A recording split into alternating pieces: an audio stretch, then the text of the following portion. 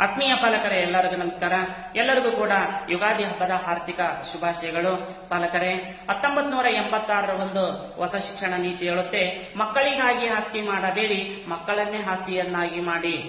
ನಮ್ಮ ಮಕ್ಕಳು ಭತ್ತವನ್ನು ತುಂಬುವ ಚೀಲಗಳಾಗಬಾರದು, ಭತ್ತವನ್ನು ಬೆಳೆಯುವಂತಹ ಫಲವತ್ತಾದ ಗದ್ದೆಗಳಾಗಬೇಕು ಅಂತ ಹೇಳುತ್ತೆ. ಪಾಲಕರೇ, ನಮ್ಮ ಮಕ್ಕಳು ನಮಗೆ ಮುಂದೆ ಆಸ್ತಿಯಾಗಬೇಕಾದರೆ ಅವರಿಗೆ ಇಂದು ಗುಣಮಟ್ಟದ ಶಿಕ್ಷಣ ಅತ್ಯವಶ್ಯಕವಾಗಿದೆ. ಈ ನಿಟ್ಟಿನಲ್ಲಿ ಏಪ್ರಿಲ್ 1ರಿಂದ ನಮ್ಮ ನವಚೇತನ ಕೋಚಿಂಗ್ ಸೆಂಟರ್ನಲ್ಲಿ 2 ತಿಂಗಳ ಬೇಸಿಗೆ ರಜೆಯನ್ನ ಹಮ್ಮಿಕೊಂಡಿದ್ದೇವೆ. ಇಲ್ಲಿ ಸ್ಪರ್ಧಾತ್ಮಕ ಪರೀಕ್ಷೆಗಳಾದಂತಹ ನವೋದಯ, ಸೈನಿಕ, ಕಿತ್ತೂರು, ಅಳಿಕೆ, ಆದರ್ಶ ಮುಂತಾದ ವಸತಿ ಶಾಲೆಗಳ ಪೂರ್ವ ತರಬೇತಿಯನ್ನ ನೀಡಲಾಗುತ್ತದೆ.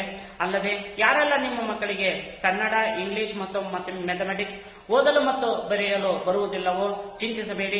ಅಂತಹ ಮಕ್ಕಳಿಗೆ ವಿಶೇಷ ತರಗತಿಯೊಂದಿಗೆ ಅವರನ್ನ ಓದಲು ಮತ್ತು ಬರೆಯುವ ರೀತಿಯಲ್ಲಿ ಟ್ರೈನ್ ಅಪ್ ಅನ್ನ ಮಾಡುತ್ತೇವೆ.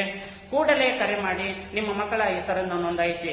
ನಿಮ್ಮ ಮಕ್ಕಳ ಯಶಸ್ಸಿಗೆ ನಮ್ಮ ನವಚೇತನ ನವೋದಯ ತರಬೇತಿ ಕೇಂದ್ರ ಮೊದಲ ಹೆಜ್ಜೆಯಾಗಲಿ ಎಂದು ಆಶಿಸುತ್ತೇನೆ. ಎಲ್ಲರಿಗೂ ಧನ್ಯವಾದಗಳು.